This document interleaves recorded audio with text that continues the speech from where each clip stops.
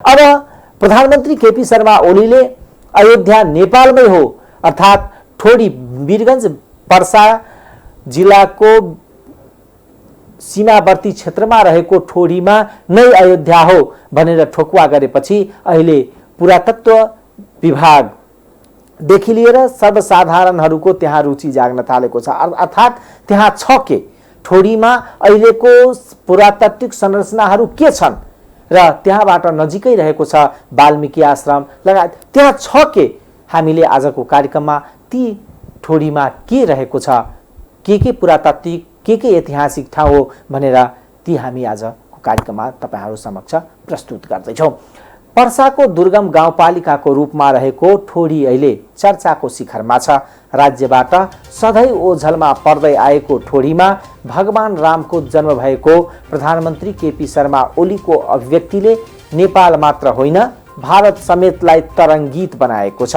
प्रधानमन्त्री ओलीले पर्साको ठोडीमा भगवान रामको जन्म भएको अभिव्यक्ति दिएसँगै सदियौंदेखि ज्वाइँको रूपमा पुजिँदै आएका राम एकाएक नेपालका छोरा बन्न पुगेका छन्। भारतका तत्कालीन ब्रिटिस शासक पञ्चम लगायत उच्च ओहदाको अधिकारी र नेपालका राजा पृथ्वीनारायण शाह तथा राणाहरूले शिकार खेल्ने घना वनको रूपमा रहेको ठोडी 19औं शताब्दीदेखि ठोडीको सक्रिय इतिहास रहेको छ।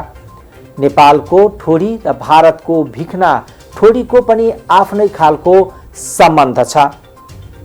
प्रधानमन्त्रीको अभिव्यक्ति पछि भगवान रामको जन्म ठोडीमा भएको पौराणिक इतिहासको विषयमा विभिन्न अड्कलबाजीहरू सुरु भएको छ। सरकार प्रमुखबाट आएको अभिव्यक्ति प्रमाणको आधारमा नै आएको होला भन्दै विश्वमाझ ठोडीलाई चिनाउँदै धार्मिक तथा पर्यटकीय स्थलको रूपमा विकास गर्न स्थानीयले माग गरेका छन्। रामायणमा राम राज्यको बेला भगवान रामले सीतालाई वनवास गराएको जिकिर छ। गर्भावस्थामा राज्यबाट निकालिएकी सीताको शरणस्थल महर्षि वाल्मीकिको आश्रम नै बनेको रामायणमा उल्लेख छ।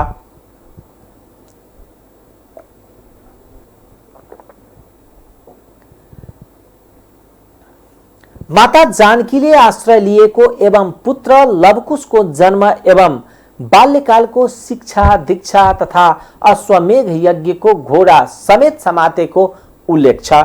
यो सबै पौराणिक तथ्य रामायणमा यसै लेखिएको होइन। रामायणसँग त्रेता युगदेखि नेपालको पर्सा, चितवन र नवलपरासीको सम्बन्ध रहेको पुष्टि गर्दछ। वाल्मीकि आश्रम नेपालको चितवनको माडी नगरपालिका वडा नम्बर 1 मा पर्दछ भने त्यसको संरक्षण सम्वर्धनमा नेपालले विभेद गरे पनि प्रधानमन्त्रीले बल्ल रामायणलाई सम्झेपछि पर्सा, चितवन, नवलपरासीका जनतामा धार्मिक ऊर्जा थपिएको छ। ठोडीका बासिन्दा बृहस्पति कृष्ण श्रेष्ठले महर्षि वाल्मीकि आश्रम भएको यस क्षेत्रमा ठोडीमा भगवान रामको जन्म भएको हुन सक्ने दाबी गर्दै प्रधानमन्त्री ओलीलाई प्रमाण जुटाउन सुझाव दिएका छन्। सदियौंदेखि भारतको उत्तर प्रदेशमा विवादास्पद रहेको अयोध्यामा नै भगवान रामको जन्म भएको भारतको सर्वोच्च अदालतले निर्णय गरेपछि नेपालको प्रधानमन्त्रीले दिएको अभिव्यक्ति अन्तर्राष्ट्रिय जगतको हिन्दूहरूमाझ पुनः अन्योलता सृजना गरेको देखिन्छ। सीताको जन्मभूमि जनकपुर, पर्साको ठोडी र लवकुश जन्मको वाल्मीकि आश्रमलाई संरक्षण तथा यस भेगको पुरातन क्षेत्रको पहिचान गरी उत्खनन गर्दै राम सीताको जीवनसँग सम्बन्धित राख्ने तथ्यलाई विश्व सामु प्रस्तुत गर्नुपर्ने वर्तमान सरकार माझ चुनौती आइपरेको छ। वास्तवमा त्यहाँका संरचनाहरू, त्यहाँका भौगोलिक अवस्थाहरू र यसको विषयमा अहिले अनुसन्धानको विषय पनि बनिरहेको अवस्था छ। ठोडीवासी पनि भन्ने गरेका छन् प्रधानमन्त्रीले बोलिसकेपछि एउटा ऊर्जा हामीमा थपिएको छ। अर्थात् यो क्षेत्रको विकास होला कि अनुसन्धान होला कि तर एउटा सबैभन्दा बढी महत्त्वपूर्ण विषय के भएको छ भने एउटा नयाँ बहसको सृजना गरेको छ। भारतका सञ्चार माध्यमहरूले आलोचना गरिरहेको अवस्थामा नेपालका बुद्धिजीवीहरूले के भनिरहेका छन् भने होला नहोला तर यस विषयमा अनुसन्धान त हुनु पर्यो, बहस त हुनु पर्यो। अहिले अनुसन्धानको लागि पुरातत्व विभागलाई खटाइएको छ। त्यहाँका स्थानीय वासीहरू हामी एक प्रकारले ठोरीका वासीलाई भन्ने हो भने हामी एक प्रकारले उपेक्षित अवस्थामा थियौं। नदी किनारमा रहेको त्यो बस्तीमा बिरलै राज्यका केही निकायहरू पुग्ने गर्थ्यो। तर आज एक्कासी त्यो गाउँ ठाउँमा विभिन्न राज्यका निकायहरू र केही सञ्चारकर्मीहरूको पनि ध्यान गएको छ। अर्थात् छ के त्यहाँ, अर्थात् त्यहाँ के छ यस्तो जसका आधारमा प्रधानमन्त्रीले भनिदिए या त्यतिकै भनेको हो कि भन्ने कुराले पनि अब त्यहाँ सञ्चार माध्यमहरूको बिस्तारै पहुँच र ध्यान जान थालेको छ अवस्था पनि छ ठोरीमा। त्यहाँ विभिन्न धार्मिक किंवदन्तीहरूको सँग जोडिएको अवस्था पनि छ।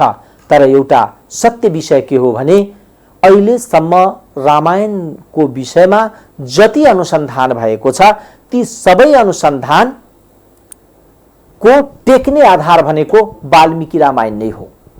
वाल्मीकि रामायणलाई नै टेकेर भारतमा विद्वानहरूले ठूला ठूला अनुसन्धान गरेका छन्। त्यसलाई विभिन्न किसिमले रामका जन्मदेखि लिएर जन्मकुण्डली निर्माणसम्मको कामहरू त्यो वाल्मीकि रामायणको लाई नै टेकेर गरेको छ। त्यसमा हरेक घटनाको कालखण्ड यसरी वर्णन गरिएको छ, तिथि सहितको अवस्थालाई वर्णन गरिएको छ र त्यहाँका भौगोलिक अवस्थाहरूलाई पनि वर्णन गरिएको छ। यस्तो जसरी त्यहाँ वर्णनहरू भयो र भइरहेको छ वाल्मीकि रामायणलाई, त्यसलाई तथ्य आधार बनाएर पनि अनुसन्धान गर्नुपर्ने अहिलेको खाँचो छ। केवल यसलाई राजनीति मुद्दा मात्र बनाएर अगाडि नबढ्नुपर्ने अवस्था हो। त्यसकारणले विभिन्न राजनीतिक पार्टीहरूको समेत प्रतिक्रियाहरू आइरहेको अवस्था छ। खास गरेर नेकपाका नेताहरूले नै अहिले सरकारको आलोचना गर्दै विगतका धर्म संस्कृति र आस्थाको केन्द्र रहेको अयोध्याको विषयमा यसरी प्रधानमन्त्री बोल्नु हुँदैन भनेर पनि नेताहरूले बोलिरहेको अवस्था छ। तर ठोरीका वासीहरू भने खुसी भएका छन्। अर्थात् अब यो क्षेत्रको विकास हुन्छ कि भनेर खुसी भएको अवस्था पनि छ। अब हामी तपाईलाई ठोरीवासीको प्रतिक्रिया हेराउँदैछौँ, हेर्नुहोस् उहाँको प्रतिक्रिया। अब वास्तविकमा हो कि होइन भन्ने कुरो त अब अध्ययन अनुसन्धान हुनुपर्छ। पुरातात्विक विज्ञदेखि नेपालको धार्मिक गुरुहरू, नेपालको विज्ञहरूद्वारा यसलाई अब खोज तलास गर्नुपर्छ। तर हामीलाई यति थाहा छ कि हाम्रो सीता माताको गुफा यहीँ पर्छ। सीता गुफा यहाँ हो भनेर, सीता यहाँ बस्नु हुन्थ्यो भनेर यस भेगको स्थानीयहरूले सयौं वर्षदेखि पूजा गर्दै मान्दै एउटा धार्मिक आस्थाको रूपमा हामी आइरहेका छौँ र स्थानीयहरूलाई मान्दै पनि आएको छ। र अब प्रधानमन्त्रीज्यूले भनिसकेपछि अब हामीलाई पनि सोच्न बाध्य भयो र हामीसँग सीता माताको गुफा त यहाँ छ नै। अनि त्यस पछाडि के भयो त यो प्रधानमन्त्रीले बोलिसकेपछि कतै राम पनि यही जन्मेको त हो कि यहीँ पो थियो कि अयोध्या, हामीलाई पनि चासोको विषय बन्यो। र अनि हामीले सोच्यौँ अब के छ त भन्दै जाँदाखेरि मैले पनि अब प्रधानमन्त्रीले बोलिसकेपछि 1-2 दिन पछाडि यसो सोच्दै गएँ। जाने क्रममा अब सीता माताको गुफा यहाँ छ, यसको अपोजिट खोलाको पारिपट्टि अमृत धारा भन्ने छ। मान्छेले पानी खाने भए त पानी धारा हुन्थ्यो अथवा कुनै धाराको नाम हुन नसक्थ्यो, अमृत धारा। त्यस पछाडि उतापट्टि हेर्ने हनुमान नगर भन्छ। अब सीता माता भएपछि त राम हुने भयो, राम हुनेपछि त हनुमान हुने भयो। त्यही छेउमा अर्को नदी छ ढेँडु खोला, अथवा उतापट्टिको बाँदर झुला। अब रामको सेनाहरू त सबै बाँदर थिए भनेर हामीले महाभारतमा हेर्छौँ होइन। अब ती बाँदरहरू झुल्ने खेल्ने नुहाउने ठाउँहरू। अनि भगवान नगर भन्छ, राम भगवान भएपछि त सारा भगवान थुप्रै हुने भए। भगवान नगर डाँडाबाट चौर पनि त्यहाँ छ। त्यस पछाडि हेर्दै गर्दा सिकारीबास भन्ने ठाउँ पनि छ। त्यस टाइममा दशरथ राजाहरू सिकारी खेल्नुहुन्थ्यो अरे, त्यहाँ त्यो पनि छ। सिकारीबास भन्ने ठाउँ पनि छ। ब्रह्मनगर, बुद्धनगर, रामनगर भन्ने ठाउँहरू पनि छ। यी सबै चिजहरूले हेर्दै गर्दाखेरि चाहिँ व्यक्ति रूपमा मलाई भन्नुहोस् अथवा यस भेगको मान्छेहरूलाई भन्नुहोस्, पक्कै यहीँ पो पर्छ कि राम जन्मभूमि चासोको विषय बन्यो। किनकि सीता गुफा त छ, सीता माता एक्लै त बस्नु भएन होला। सीता मातालाई जब विवाह गरेर ल्याएपछि त घरमै लाने हो होइन। त्यो बेलाको घरभन्दा ओढार नै हुन्थ्यो, गुफाइमा बस्ने हुन्थ्यो समाज त्यस टाइमको इतिहास पढ्दाखेरि। त्यसले गर्दाखेरि एउटा चासोको विषय बनेको छ यो। यही हो भनेर मान्छेले पहिला पहिला भन्थ्यो, तर कसैले यो कुराको कसैले केयर गर्थ्यो कि बुझ्दै नबुझेको मान्छेहरू पहिला पुर्खा मान्छेहरू सबै सोझो सोझो हुन्थ्यो, जल चढाउन जान्थ्यो, पूजा गर्न जान्थ्यो। त्यहाँ मान्छेले सबै अब बोर्डरको ठाउँ छ, बोर्डरको ठाउँ भएर नि अब उहाँहरू हाम्रो हो भनेर पेल्छन्, हामी भन्छौँ हाम्रो हो भनेर पेल्छौँ। वास्तवमा भन्न भने त्यो इन्डियापट्टि होइन रहेछ, हाम्रै नेपालपट्टि नै रहेछ। तपाईँको 10 गजा भित्रमा पर्नु त पर्छ, तर त्यो नेपाल भूमिका भनेको हाम्रो पुर्खौली हो। त्यो मन्दिर भनेको त्यो बनाएको पनि होइन, त्यो आपरूपी नै हो।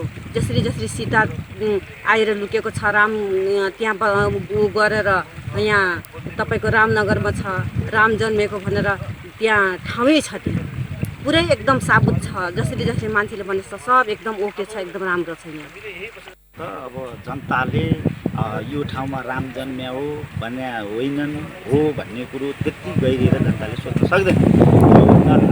हामीभन्दा माथि स्तरका नेताहरूले, देशको प्रधानमन्त्री विभागहरूले, धर्म गुरुहरूले यो विषयमा राम चाहिँ जन्मेको ठोरीमा हो कि होइन भनेर उहाँहरूले रिसर्च गरेर भन्नुपर्ने कुरो थियो।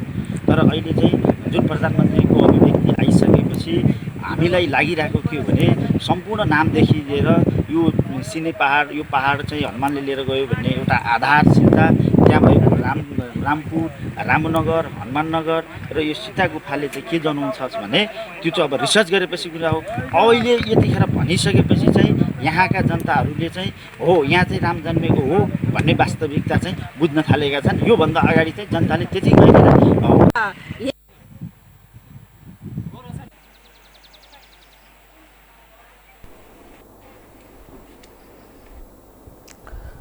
दर्शकबिन, हामीले ठोडीको अवस्था र ठोडी अर्थात् ठोडी त्यो ठाउँमा जहाँ रामको जन्म भएको भनेर अयोध्या रहेको दाबी गरिएको ठाउँको हामीले स्थानीयवासीहरूको के अवस्था, के भनाइ छ, प्रधानमन्त्रीको प्रतिक्रियापछि त्यो हेरायौँ र त्यसको त्यो ठाउँको भौगोलिक अवस्था कस्तो छ, पुरातात्विक हिसाबमा त्यहाँको अवस्था कस्तो छ, यो अवस्थाहरू हेरायौँ। खास गरेर भारतमा अहिले भारतमा जुन ठाउँमा भगवान रामको जन्म भएको जन्मस्थान वा जन्मभूमि भनिन्छ, त्यहाँ अयोध्यामा भारतको फैजाबाद नजिक रहेको अयोध्या शहरमा त्यो भूमिलाई हेर्ने हो भने, त्यहाँका भौगोलिक अवस्थालाई, त्यहाँको अवस्था के हो लाई हेर्ने हो भने सहज रूपमा सञ्चार माध्यमको त्यहाँ पहुँच थिएन। किनभने त्यहाँ जब मन्दिरलाई भत्काएर मस्जिद बनाइयो र त्यसको त्यो ठाउँ विवादित भएर निकै विवादित भइसकेपछि भत्काइयो र त्यो एरियालाई सरकारले आफ्नो कब्जामा लिएर सर्वसाधारणहरूलाई त्यहाँ भएका मन्दिरमा प्रवेश गर्न दिन्थ्यो। तर त्यो पनि अत्याधिक सुरक्षा काराबीच घण्टौँसम्म त्यो ठाउँमा पुग्न लाग्थ्यो भगवान रामको र निकै टाढाबाट त्यो दर्शन, भगवान रामको दर्शन हुन्थ्यो।